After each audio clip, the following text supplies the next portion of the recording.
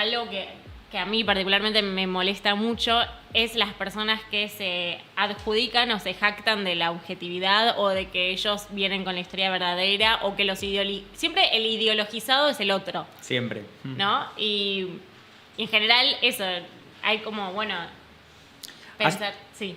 Se hace haciéndose preguntas que hasta hace unos años no existían en la academia. Por ejemplo, y para traerlo al contexto actual también porque estamos en un día complicado claro, sí. para hablar de esto.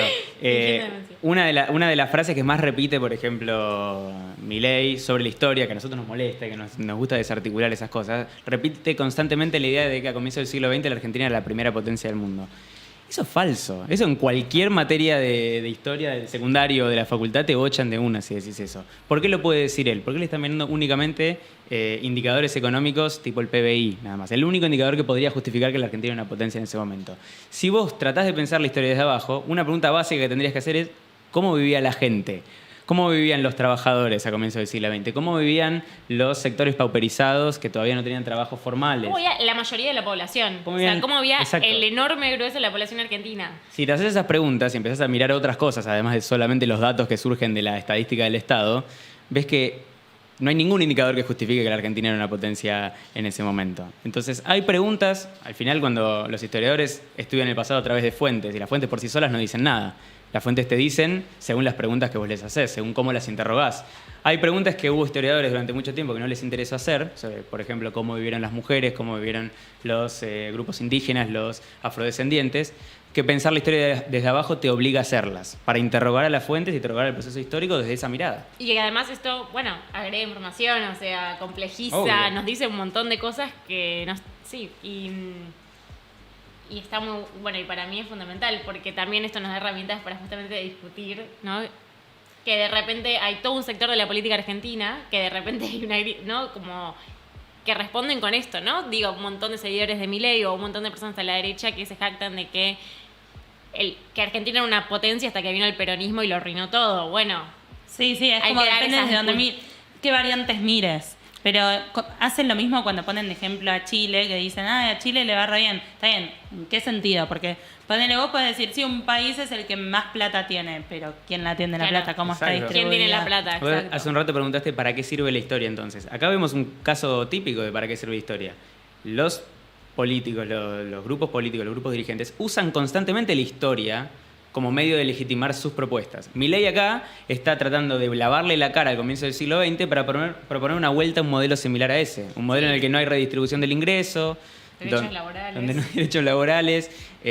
Tratar de disputar esa narrativa es una forma también de bajarle la fachada al programa que él propone. Sí, que él apela al pasado, a un pasado glorioso, que bueno, hay que ver si fue tan glorioso, ¿no? Como... Claro, no sí, lo sí. era.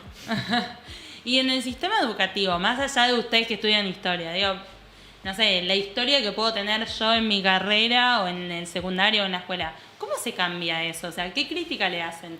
Porque ponele, yo entiendo el concepto de historia desde abajo, pero al mismo tiempo, cuando tenés que hacer simplificar, ¿cómo contás una historia que incluya como lo popular?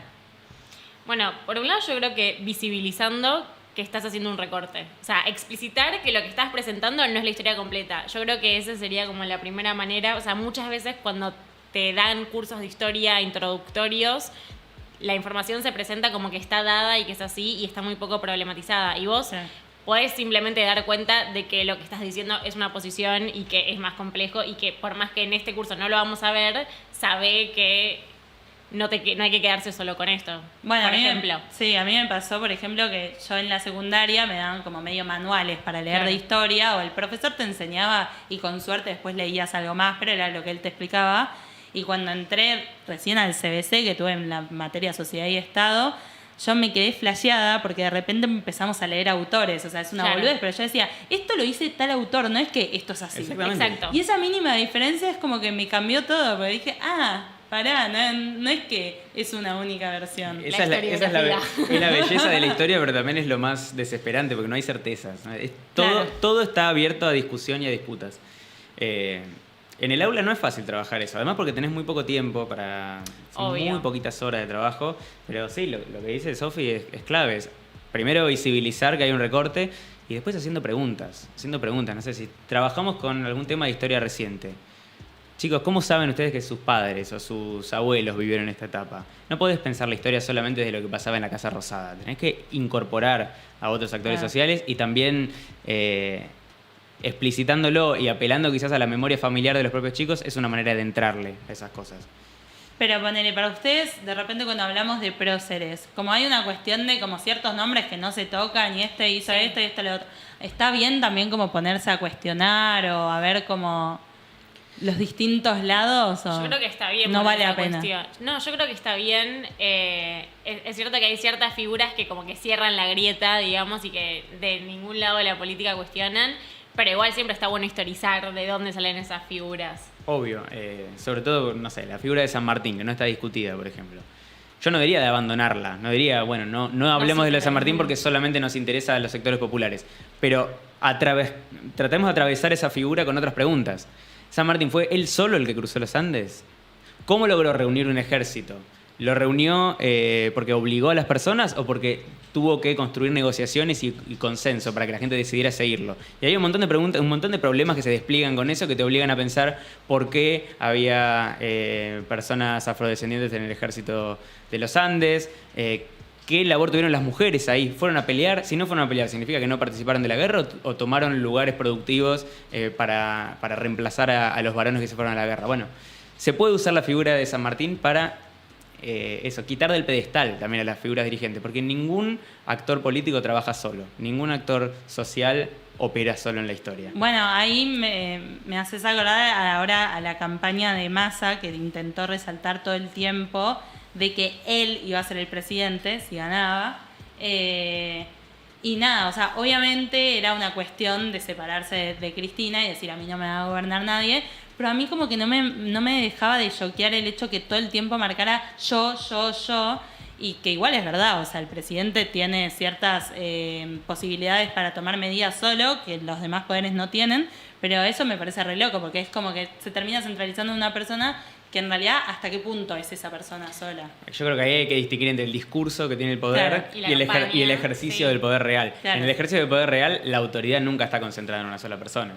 Lo vimos en el último, o sea, este gobierno saliente. El presidente por sí solo no tiene autoridad infinita y puede tomar las decisiones que quiere. Siempre tiene un límite. Tiene un límite, tiene que negociar, tiene que convencer y generar consensos. Porque también después en la historia termina quedando estas cosas como, no sé, tipo tal medida salió con tal gobierno y queda pegado al nombre de un gobierno como si ese presidente hubiese sido 100% el responsable. Y eso pasa Obvio. bastante. Sí, hay una discusión dentro del feminismo también sobre qué tan preponderante fue el rol de Evita, por ejemplo, con el sufragio femenino. ¿Viste?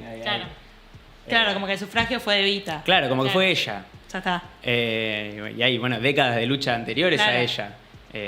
Esos también son preguntas interesantes para hacerse. ¿Qué? ¿Fue solamente ella que un día se despertó y dijo, quiero que las mujeres empiecen a votar y la gente aceptó?